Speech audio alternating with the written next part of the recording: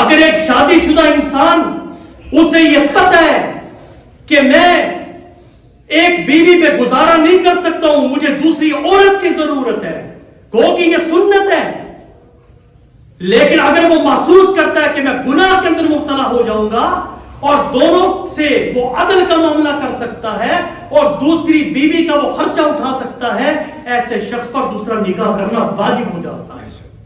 مفتی عثمانی کے بیانات اور شرعی سوالات و جوابات کو لائک, شیئر اور سبسکرائب کرنا نہ بھولیے. ان الحمد للہ والصلاة والسلام علی رسول اللہ, اما بعد فاعوذ باللہ من الشیطان الرجیم, بسم اللہ الرحمن الرحیم, والعادیات ضبحا فالموریات قدحا فالمغیرات صبحا فأثرن به نقعا فوسطن به جمعا إن الإنسان لربه لكنود. صدق الله مولانا العظيم. اللهم صل على محمد وعلى آل محمد كما صليت على إبراهيم وعلى آل إبراهيم إنك حميد مجيد. اللهم بارك على محمد وعلى آل محمد كما باركت على إبراهيم وعلى آل إبراهيم إنك حميد مجيد. میرے واجب الاحترام قابل صد احترام بھائیوں, بزرگوں, دوستوں, نوجوان ساتھیوں,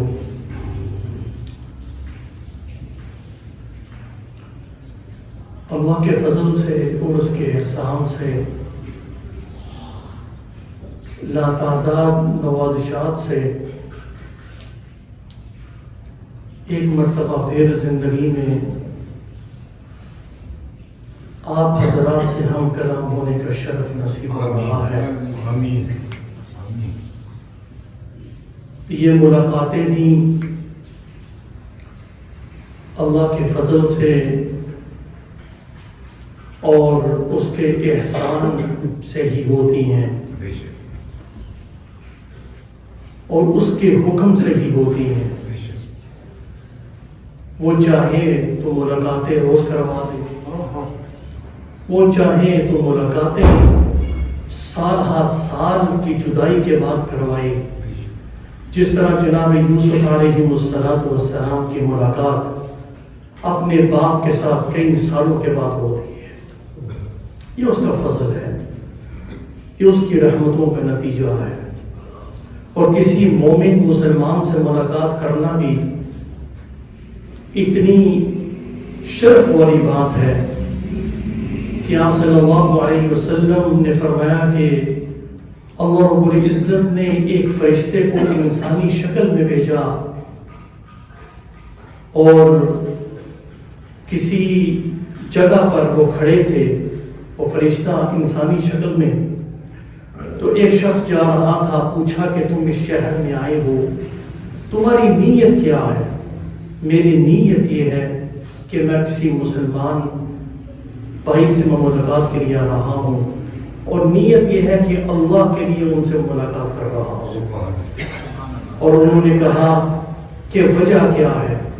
وجہ یہ ہے کہ میں اس اللہ کے بندے سے اللہ کی وجہ سے محبت کرتا ہوں. تو فرشتے نے کہا میں اللہ کی طرف سے بھیجا ہوا ایک فرشتہ ہوں, اب جس طرح تم کسی مومن سے اللہ کے لیے محبت کرتے ہو, اللہ رب العزت بھی تمہارے ساتھ محبت فرماتے ہیں. تو یہ ایک فی البدیہہ چیز میرے ذہن کے اندر آئی, بیان کر دی. موضوع تو میرا کچھ اور ہے. میں نے آپ کے سامنے سورۃ العادیات کی آیات پڑھی ہیں. سورۃ العادیات, اس کو عادیات اسی لیے کہتے ہیں کہ العادیات کا لفظ استعمال ہوا ہے، جس کی وجہ سے اس سورت کا نام سورۃ العادیات رکھا گیا۔ اس سورت میں اللہ رب العزت اپنا احسان بھی جتلاتے ہیں اور حضرت انسان کو ایک فکر بھی دیتے ہیں۔ اس سورت میں اللہ رب العزت نے گھوڑے کی صفات کو بیان کر کے ان کی قسمیں اٹھائی ہیں۔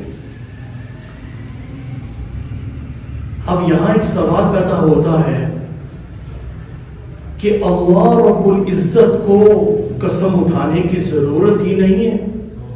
وَمَنْ أَصْدَقُ مِنَ اللَّهِ قِيلًا، لیکن اس کے باوجود اللہ رب العزت کسی چیز کی قسم اٹھائی تو قسم اس بات پہ نہیں اٹھائی جا رہی کہ اللہ اپنی بات کا یقین کروانا چاہتے ہیں، بلکہ قسم اس لیے اٹھائی جا رہی ہے کہ جو بعد میں قسم کے بعد مضمون بیان ہو رہا ہے اس کی صداقت آپ کے دل کے اندر بیٹھ جائے۔ اللہ اکبر، اس کی صداقت پہ انسان غور کرے۔ ایک گھوڑے کی صفت کو، گھوڑے کی صفات کو وہ اپنے سامنے رکھے، اپنی ذات کو بھی رکھے اور یہ سوچے گھوڑا جس کے پاس عقل بھی نہیں ہے، وہ گھوڑا جس کے پاس اللہ نے عقل جیسی دولت عطا نہیں فرمائی، جو غیر ذوی العقول ہے، وہ اپنے مالک کا کتنا وفادار کہ مالک نے اسے کچھ بھی نہیں دیا،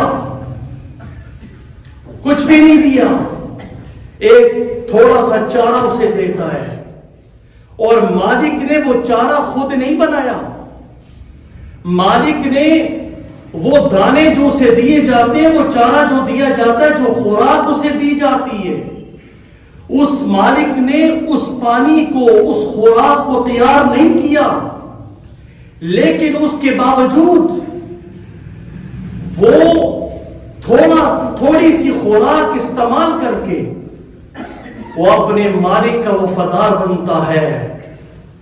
اے انسان، تجھ پر تو 24 گھنٹے بارش کے قطروں سے زیادہ اللہ کی نعمتوں کا نزول ہو رہا ہے، کیا تو ان نعمتوں کو اپنے رب کے حکموں پر استعمال کر رہا ہے یا نہیں؟ کیا تو نے وہ نعمتیں اس طرح استعمال کی ہیں جس طرح اللہ رب العزت نے تمہیں حکم عطا فرمایا ہے؟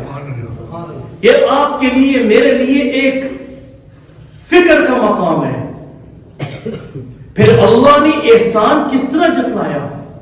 آپ کو پتہ ہے کہ عرب بڑی محبت کرتے تھے گھوڑوں کے ساتھ، قبائلی زندگی تھی ان کی، دشمنیاں تھیں، لڑائیاں ہوتی تھیں۔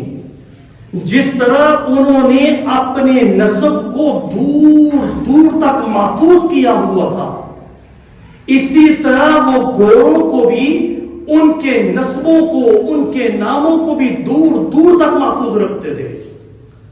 آپ صلی اللہ علیہ وسلم کے گھوڑے بھی ہیں، روایات کے اندر آتا ہے کہ گھوڑے کا نام سکبن، مرتجزن اور دیگر نام بھی آتے ہیں کہ آپ صلی اللہ علیہ وسلم نے یہ گھوڑے مختلف مقامات پر اور مختلف موقعوں پر استعمال فرمائے۔ تو وہ اپنے گھوڑوں سے محبت کا ایک معاملہ کرتے تھے، اور اللہ رب العزت نے احسان کس طرح جتلایا؟ اے انسان، میں نے تمہارے لیے کائنات کی ہر چیز کو مسخر کر دیا ہے۔ أَلَمْ تَرَوْا أَنَّ اللَّهَ سَخَّرَ لَكُم مَّا فِي السَّمَاوَاتِ وَمَا فِي الْأَرْضِ وَأَسْبَغَ عَلَيْكُمْ نِعْمَهُ ظَاهِرَةً وَبَاطِنَةً، کیا تم نہیں دیکھتے کہ زمین و آسمان کے اندر جو کچھ ہے حضرت انسان تمہارے لیے مسخر کر دیا گیا ہے؟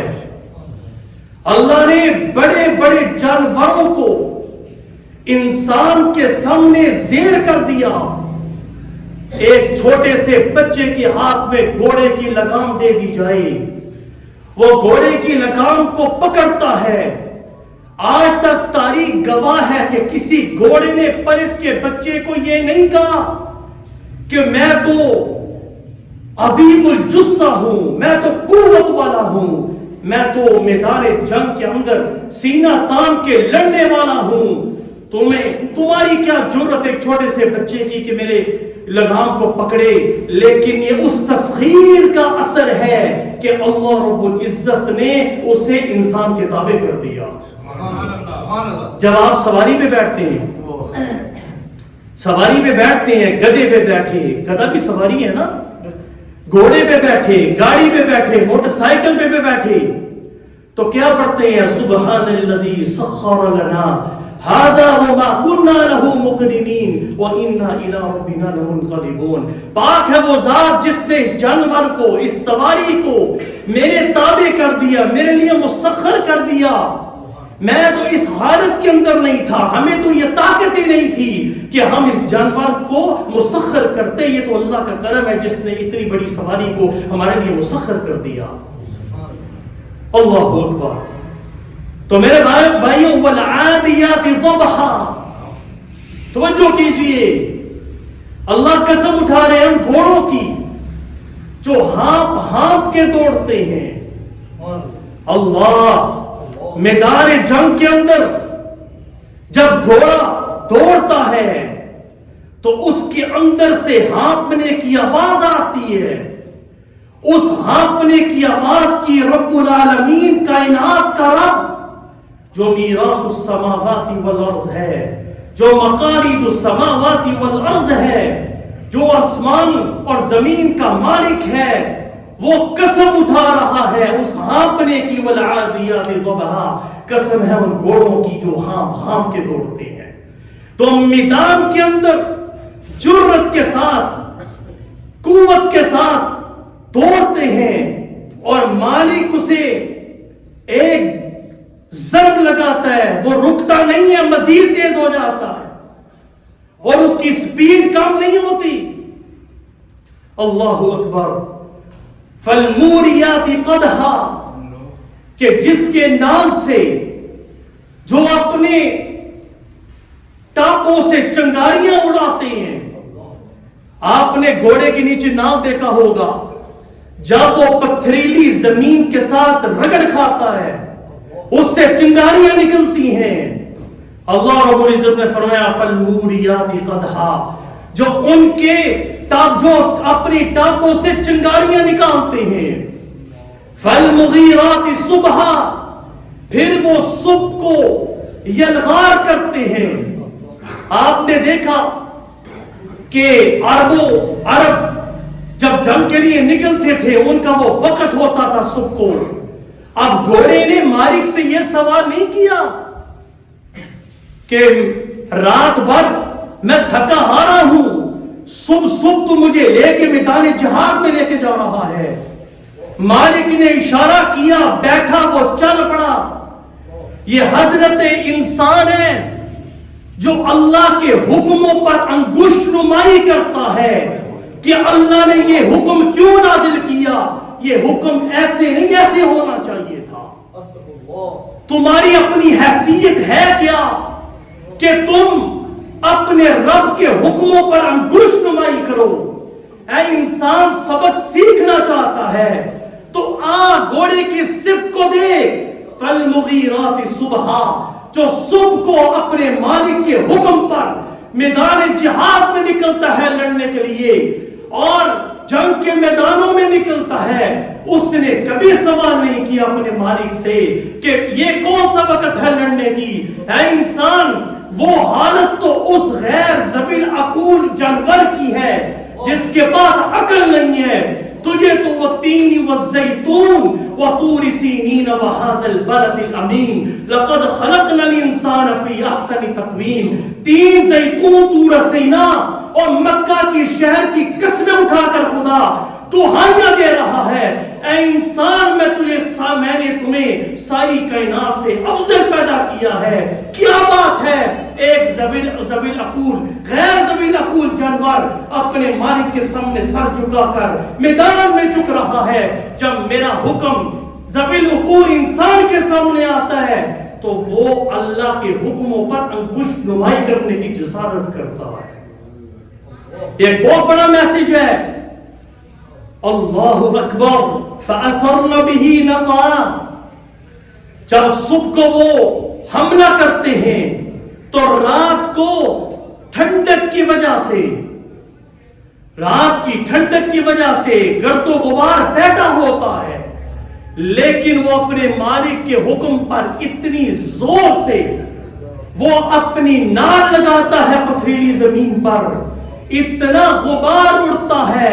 हालांकि सुबह को गुबार कम होता है रात की ठंडक की वजह से, लेकिन इतनी जुर्रत के साथ, इतनी ताकत के साथ वो अपना पांव मारता है कि दिन को भी रात का समा हो जाता है। फिर वो इस मौका पर गुबार उड़ाते हैं।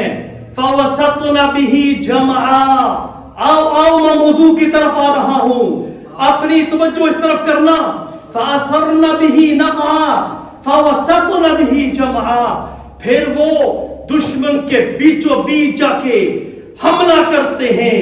उसने नहीं कहा कि, हालांकि जब घोड़ा अंदर जाता है मैदान के अंदर, दुश्मन को घोड़े के साथ क्या लगा, उसे दुश्मनी घोड़े से नहीं है, उसे दुश्मनी घोड़े वाले से होती है। लेकिन हमला करने के लिए उस पे हमला किया जाता है, घोड़े पर। घोड़े ने कभी ये नहीं कहा दुश्मन तो वो तेरा है, मुझे क्यों जोखिम में डाल रहे हो, दुश्मन वो तेरा है, मैं अपनी जान का नजराना क्यों पेश करूं। लेकिन उसने उसकी नेमत खाई है, उसने उसे खुराक दी है, उस छोटे से एहसान को लेकर अपना सीना तान के वो दुश्मन के सामने खड़ा हो जाता है और यहां तक कि अपनी जान की बाजी भी हार जाता है। नारे तकबीर, फवसतना बिही जमा। अल्लाह ने ये सारी घोड़े की सिफात को बयान करके आखिर में फरमाया, इन्नल इंसान लिरब्बिही लकनूद, कि इंसान बेशक अपने रब का नाशुक्रा है। अल्लाहु अकबर। ये हर इंसान नाशुक्रा नहीं है, लेकिन यही बात तो शैतान ने कही थी ना, वला तजिदु अक्सरहुम शाकिरीन। अल्लाह को चैलेंज करते हुए कि रब्बा निकाल तो आप रही है मुझे जन्नत से, वला तजिदु अक्सरहुम शाकिरीन। अक्सर जो लोग होंगे वो आपके शुक्रगुजार नहीं होंगे। ये अक्सरियत है जो शुक्र नहीं करती, बल्कि तो अल्लाह ने तो कुरान मजीद के अंदर शुक्र करने वालों को ये इनाम सुनाया, लइन शकरतुम लअज़ीदन्नकुम, अगर तुम शुक्र करोगे मेरा वादा यह है मैं तुम्हारी नेमतों के अंदर इजाफा करूंगा। सुभान अल्लाह। वलइन कफरतुम मिन अज़ाबी लशदीद, अगर तुम न शुक्री करोगे तो याद रखना कि मेरा अज़ाब भी शदीद है।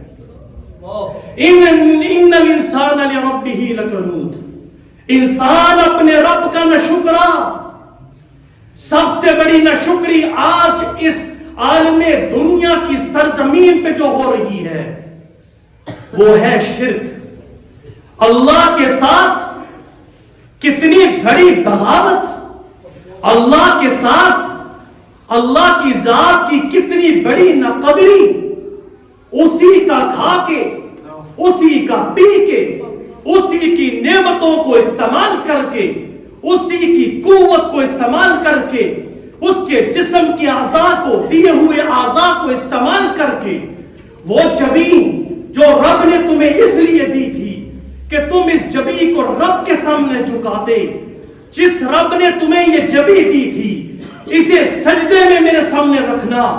ऐ इंसान, है नाशुक्र इंसान, मेरा खा के, मेरा पी के, मेरी नेमतों को इस्तेमाल करके, अल्लाह को छोड़ के, उस खूबसूरत दरबार को छोड़ के गैरों के सामने गैरों के सवाली बन जाते हो। काजी शुरे कहते हैं कि एक नौजवान मेरे पास आ रहा था अपनी इस्तदा को लेकर اپنی کسی بات کو لے کر تو رستے میں کسی نے اس سے ملاقات کی, کہاں جاتے ہو, کہاں قاضی شورے کے دروازے پہ جاتا ہوں, اپنے یہ مسائل لے کے جا رہا ہوں.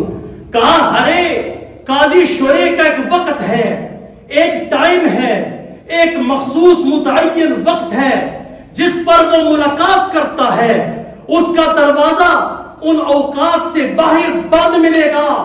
جا اس رب کے دربار پہ کہ جس کے دروازے 24 گھنٹوں میں کبھی نہیں بند ہوتے. نعرہ تکبیر. جا اس کے دروازے پہ. امن یجیب المضطر اذا دعا, کہ جو مضطر کی دعا کو قبول کرتا ہے, جو پریشان حال کی دعاؤں کو پورا کرتا ہے.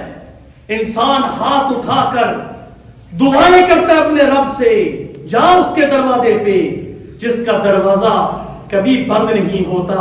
اور انسان اپنے رب کے دروازے پہ جا کے پہنچ کے کہتا ہے فَلَنْ رَدَدْتَ فَأَيُّ بَابٍ نَقْرَعُ, مولا میں گنہگار بھلے صحیح, اے اللہ میرے پلے کچھ بھی نہیں ہے, میرے اللہ میری زندگی اعمال سے خالی ہے. فَلَنْ رَدَدْتَ فَأَيُّ بَابٍ نَقْرَعُ, میرے مالک اگر آج میں آپ کے دروازے پہ آیا ہوں, آپ نے مجھے اس دروازے کا پتہ دیا ہے, آپ نے کہا تھا واللہ الغنی وانتم الفقراء, اللہ غنی ہے تم سب فقیر ہو. آج سوالی تیرے دروازے پہ آیا ہے. فَلَئِنْ رَدَدْتَ فَأَيُّ بَابٍ نَقْرَعُ, جس دروازے کا آپ نے پتہ دیا تھا, مولا یہ گنہگار آج آ گیا تیرے دروازے پر. آج آپ نے اسے اگر رد کر دیا تو میں کس دروازے پہ جاؤں گا؟ فَأَيُّ بَابٍ نَقْرَعُ, اے اللہ میں نے تو اس دروازے کو کھٹکھٹایا ہے جس کا پتہ آپ نے دیا, آپ کے نبی نے دیا, قرآن نے دیا, حدیث نے دیے, حدیث نے ہمیں بتائی. آج میں اس دروازے کا سوالی بنا ہوں. آج اپنے رد کر دیا, میں کس دروازے کو جا کے کھٹکھٹاؤں؟ سبحان اللہ. اللہ اکبر. یہ مشرکین مکہ یہی تو کام کرتے تھے کہ جب خشکی کی حالت میں ہوتے تو اس وقت لات و عزا کو پکارتے تھے, لیکن جب کشتی بمبر میں پھنس جاتی, جس کو قرآن نے سورہ یونس کے اندر بیان کیا, هو الذی یسیرکم فی البر والبحر حتی اذا کنتم فی الفلک وجرین بهم بریح طیبۃ وفرحوا بها جاءتها ریح عاصف وجاءهم الموج من كل مکان وظنوا انهم محیط بهم دعوا الله مخلصین له الدین, کہ جب کشتی میں جو ہے وہ یہ سوار ہو جاتے اور امن کے ساتھ, مرضی کے ساتھ, اطمینان کی ہوا میں جب سوار ہوتے, کشتیاں چلتی اور تیز و تند جب ہوا آتی اور دریا کی سمندر کی موجیں جب گھیرے میں لیتی, ان مشرکین کو پتہ چل جاتا کہ ابھی ہماری موت ہمارے دروازے پہ دستک دے رہی ہے. اس کو کہتے دعوا اللہ مخلصین لہ الدین, دین کو خالص کرتے ہوئے اللہ رب العزت سے یہ دعائیں مانگتے تھے اور وعدہ کیا کرتے تھے, لئن انجانا من ہذہ لئن انجیتنا من ہذہ لنکونن من الشاکرین, اے اللہ ہمارا وعدہ ہے ان تیز و تند ہواؤں سے اور موجوں سے ہمیں بچا لے تو ہم آپ کے شکر گزار بندے ہوں گے. جب یہ ساحل سمندر پر پہنچتے تو پھر لات و عزا کے پجاری بن جاتے. یہ ہے ان الانسان لربہ لکنود. اللہ اکبر. میرے بھائیو, آج ایک اور بڑی ناشکری وہ ہم کر رہے ہیں کہ جسمانی اعضاء کو ہم غلط کاموں میں استعمال کر رہے ہیں. یہ آنکھ اللہ نے کتنی بڑی نعمت ہمیں عطا فرمائی. آج سائنسدان یہ بات کہتے ہیں کہ آنکھ اندھیرے میں پھیلتی ہے اور دن میں اجالے میں یہ سکڑتی ہے. اگر یہ دن کو نہ سکڑے آنکھ تو انسان دیکھنے کی قابلیت سے دیکھنے کی قابلیت ختم ہو جائے. کتنی بڑی نعمت ہے یہ سکڑنے کا عمل اور یہ پھیلنے کے عمل کے دوران جو آنکھ کے پٹھے ہیں یہ 7 میل کا سفر طے کر لیتے ہیں.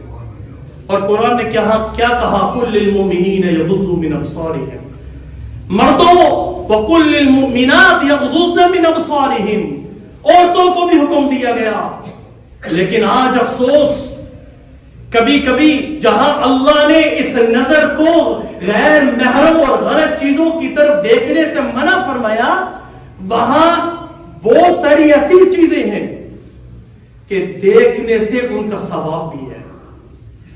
آپ صلی اللہ علیہ وسلم نے فرمایا کہ اے صحابہ، اگر کوئی مطیع فرما بردار بیٹا اپنے ماں باپ کو محبت کی نظر سے، اگر باپ کے چہرے کو، ماں کے چہرے کو محبت کی نگاہ سے دیکھے، نوجوانوں اس حدیث کو اپنے سینے میں لکھنا، آج تو اولڈ ہاؤس کے اندر اپنے ماں باپ کو اٹھا کے لے جاتے ہو کہ بابا جی رات کو کھانستے ہیں۔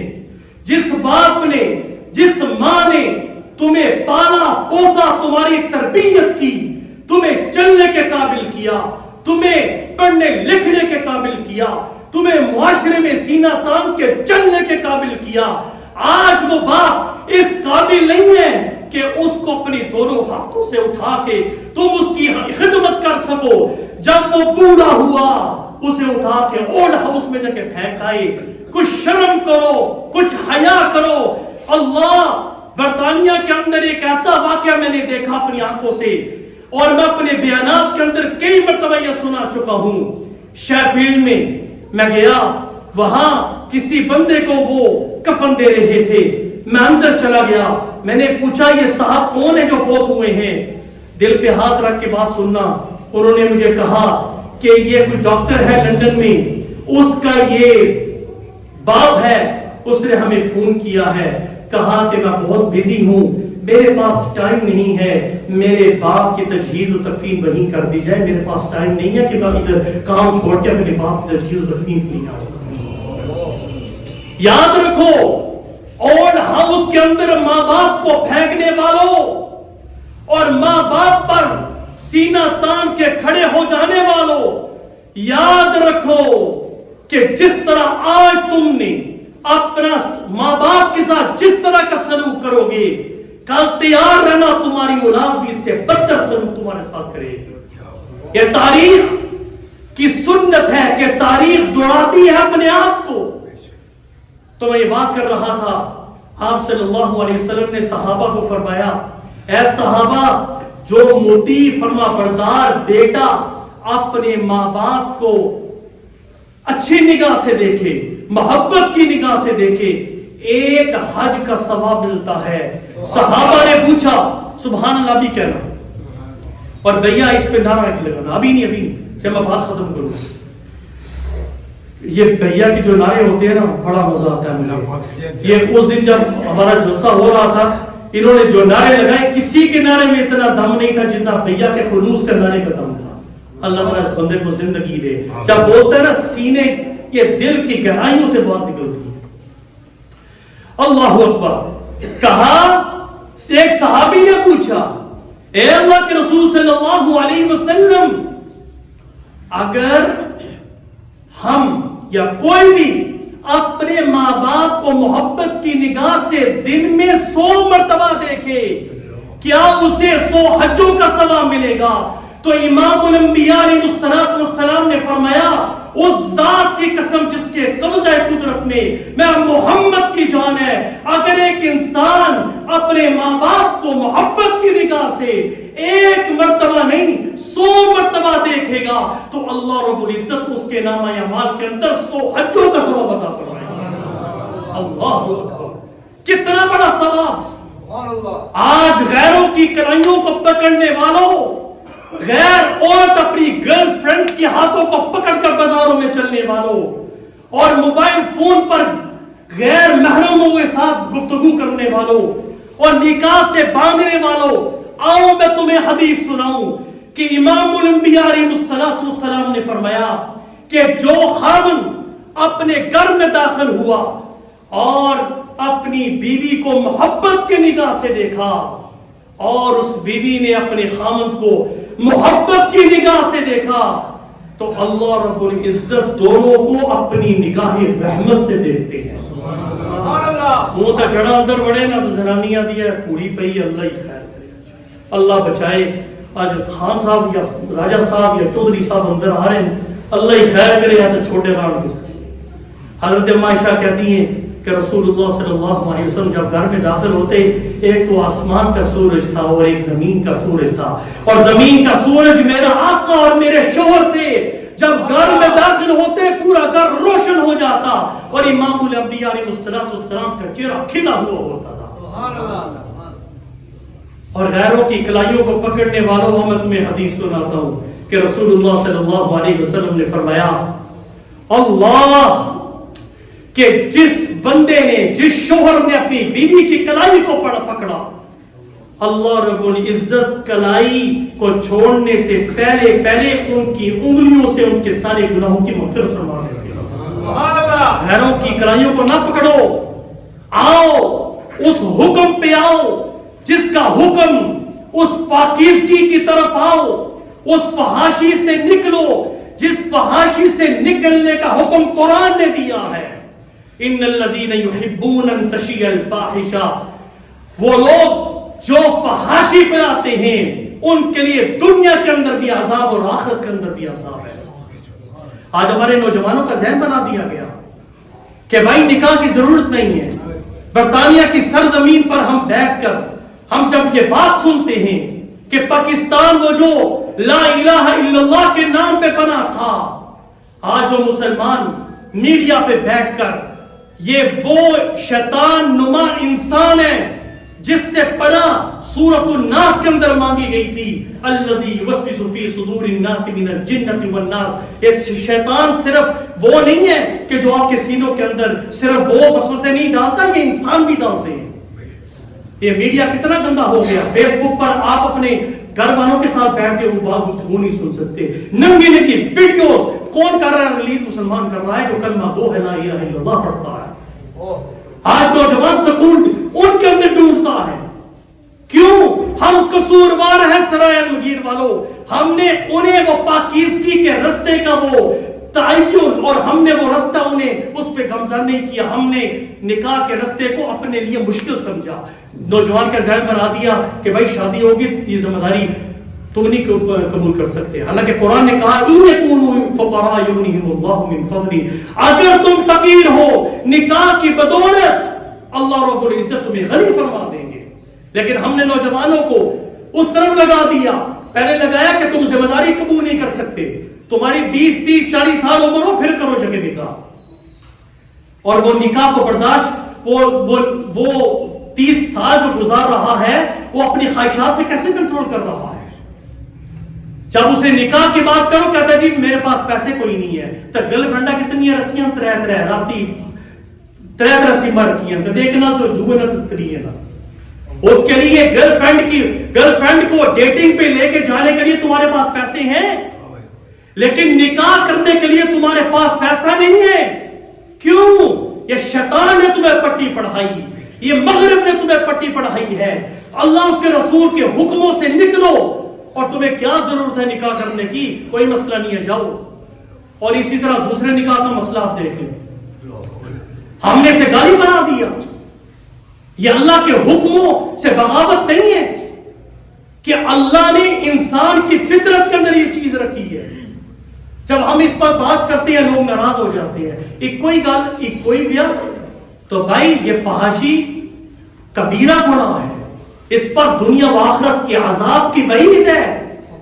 اگر ایک شادی شدہ انسان اسے یہ پتہ ہے کہ میں ایک بیوی پہ گزارا نہیں کر سکتا ہوں، مجھے دوسری عورت کی ضرورت ہے، گو کہ یہ سنت ہے، لیکن اگر وہ محسوس کرتا ہے کہ میں گناہ کے اندر مبتلا ہو جاؤں گا اور دونوں سے وہ عدل کا معاملہ کر سکتا ہے اور دوسری بیوی کا وہ خرچہ اٹھا سکتا ہے، ایسے شخص پر دوسرا نکاح کرنا واجب ہو جاتا ہے۔ اور پھر یہی بات ان الانسان لربہ لکنود، انسان اپنے رب کا بڑا شکر ہے۔ پھر وہ حدیثوں میں سے نا کوئی حدیث نکال کے لے آئے گا کہ بھائی حضرت علی کو بھی تو رسول اللہ صلی اللہ علیہ وسلم نے منع فرمایا تھا۔ حضرت علی نے جب ارادہ کیا حضرت فاطمہ الزہرا کی زندگی میں نکاح کرنے کا تو انہیں بھی منع کر دیا گیا تھا، آپ صلی اللہ علیہ وسلم نے منع کر دیا تھا۔ اور ہرے بھائی اگر منع کیا تھا تو اس کی وجہ بھی تو بیان کرو۔ اس کی وجہ یہ تھی کہ حضرت علی رضی اللہ تعالی عنہ ایسی عورت کے ساتھ نکاح کر رہے تھے جو رسول اللہ صلی اللہ علیہ وسلم کا دشمن تھا. آپ نے فرمایا علی ایسا نہیں ہو سکتا کہ تو ایسی عورت کے ساتھ نکاح کرے کہ جو اللہ اس کے رسول کا دشمن ہو. ایسی نہیں ہو سکتا کہ میں ایک رسول اور ایک دشمن کی بیٹی تیرے پاس آئی, ایسا نہیں ہو سکتا. اور اگر یہ منع ہوتا یہ عمل تو حضرت علی رضی اللہ تعالی عنہ, میرا سوال یہ ہے حضرت علی رضی اللہ تعالی عنہ پر یہ حدیث پیش کرنے والوں اگر یہ عمل منع تھا تو حضرت ابو بکر صدیق رضی اللہ تعالی عنہ نے جب انتقال ہوا, آپ حضرت ابو بکر رضی اللہ تعالی عنہ کی ایک بیوی تھی اسما بنت امیس, جن سے حضرت ابو بکر رضی اللہ تعالی عنہ کا بیٹا ہوا تھا محمد بن ابی بکر.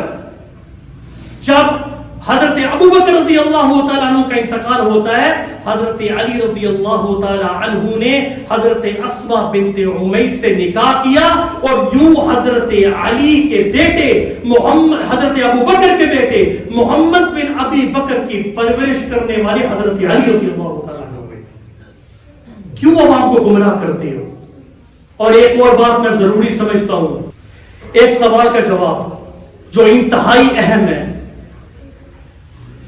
آج ان الانسان لربہ لکنود کا مصداق انسان ایک کمرے میں بیٹھ کر, یہی وہ لوگ ہیں جنہوں نے قدوسیوں کی جماعت پر انگشت نمائی کی اور ایسی صحابہ کی جماعت جس کو قرآن کہتا ہے رضی اللہ عنہم ورضوا عنہ.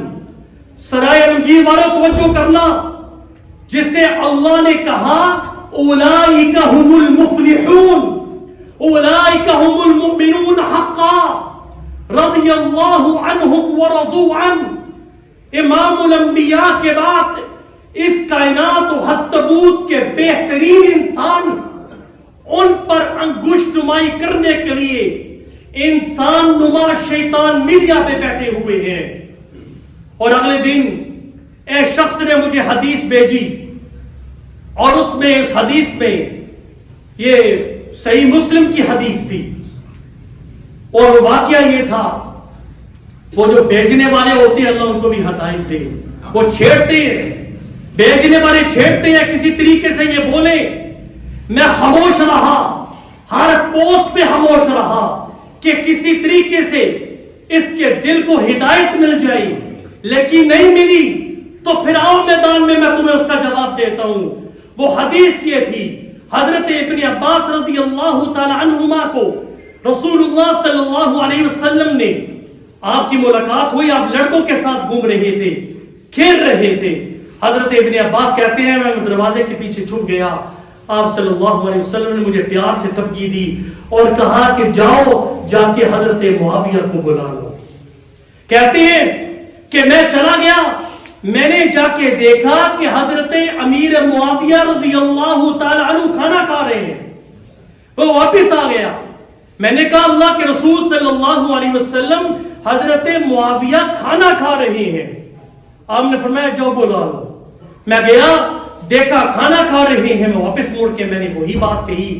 تیسری مرتبہ یہی واقعہ پیش ہے, میں واپس آ گیا اور میں نے کہا کہ اے اللہ کے رسول صلی اللہ علیہ وسلم حضرت معاویہ کھانا کھا رہے ہیں. آپ نے فرمایا کہ اے اللہ کرے کہ اس کا پیٹ کبھی بھرے نہ. اب وہ بیچ رہے ہیں اور نیچے لکھا ہوا ہے کہ رسول اللہ صلی اللہ علیہ وسلم نے حضرت امیر معاویہ رضی اللہ تعالی عنہ کو بددعا دی.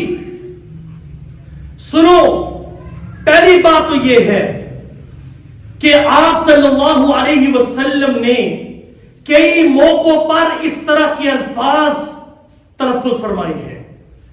امام مسلم رحمت اللہ تعالی علیہ جو مصنف ہے صحیح مسلم کے, وہ اس حدیث کو اس حدیث کے ساتھ لے کے آئے ہیں کہ جس میں حضرت ام سلیم رضی اللہ تعالی عنہا کے پاس ایک یتیم لڑکی تھی اور آپ کی ملاقات ہوتی ہے. آپ نے فرمایا تو بڑی ہو گئی, تو اپنی عمر سے بڑی ہو گئی. آپ نے فرمایا کہ اللہ کرے تو بڑی نہ ہو, تو وہ بھاگتی ہوئی ام سلیم کے پاس پہنچی اور کہنے لگی اے ام سلیم امام الانبیاء علیہ السلام نے میرے لیے بد دعا کی ہے. ام سلیم پردہ کر کے باہر نکل دی ہے, دربار رسالت پہ پہنچی, پوچھا کیا بات ہے اللہ کے رسول آپ نے بد دعا کی تھی؟ انہوں نے کہا, آپ صلی اللہ علیہ وسلم مسکرانے لگے, کہا میں انسان ہوں, میں بھی خوش ہوتا ہوں, میں بھی انسان ہوں, میں بھی خوش و خرم ہوتا ہوں, میں بھی ناراض ہوتا ہوں. آپ نے فرمایا کہ میں نے اللہ سے یہ کہا تھا, اے اللہ اگر میں کسی مومن مسلمان کے بارے میں کوئی ایسی بات کہہ دوں جس کا وہ مستحق نہ ہو, اے اللہ اس بد دعا کو, ان کلمات کو جو میں نے کہی ہیں, اے اللہ ذخیرہ آخرت کرتے ہوئے ان کی گناہوں کی مغفرت فرما. نعرہ تکبیر, نعرہ تکبیر. اور امام مسلم علامہ نووی رحمت اللہ تعالی علیہ نے یہ بات کی ہے کہ امام مسلم نے یہ معنی سمجھا ہے, تبھی تو وہ اس حدیث کے ساتھ اس بات کو لے کے آئی ہیں. یہ بد دعا نہیں, علامہ ابن کثیر نے لکھا کہ یہ بد دعا نہیں بلکہ دنیا کے اندر بھی دعا ہے اور آخرت کے اندر بھی دعا. دنیا کے اندر کیسی دعا ہے؟ جب آپ کو عمارت ملی تو روایات کے اندر آتا ہے حضرت امیر معاویہ 7 مرتبہ کھانا کھاتے تھے, اتنا کھانا, اور کہا کہ اللہ کا شکر ہے کہ جس نے مجھے ایسا معدہ عطا فرمایا کہ میں اتنا کھانا کھاتا ہوں. اور علامہ ابن کثیر نے لکھا کہ آخرت میں حضرت امیر معاویہ کا فائدہ یہ ہوا کہ وہ دعا کے مستحق, اس دعا کے مستحق نہیں تھے. جو بات رسول اللہ صلی اللہ علیہ وسلم نے کی کہ تیرا پیٹ نہ بھرے, وہ اس دعا کے مستحق نہیں تھے, لہٰذا آخرت کے اندر ان کے گناہوں کا کفارہ ہو کر ان کے درجات کو بلند کر دیا جائے. اور پوسٹ بھیجنے والوں, ایک اور اس کا جواب سنو, سن لو اس کا جواب ایک اور. پہلی بات تو میں نے بیان کر دی, دوسری بات یہ ہے, میں اپنی بات کو سمیٹنے لگا ہوں. دوسری بات یہ ہے, اس حدیث کے اندر یہ کہیں ذکر نہیں ہے کہ ابن عباس رضی اللہ تعالی عنہ نے حضرت امیر معاویہ کو بتایا تھا کہ جاؤ بھائی امام الانبیاء علیہ السلام آپ کو بلا رہے ہیں, بلکہ انہوں نے دیکھا, دیکھتے ہوئے واپس مڑے اور جا کے امام الانبیاء علیہ السلام کو بتا دیا کہ حضرت امیر معاویہ رضی اللہ تعالی عنہ کھانا کھا رہے ہیں.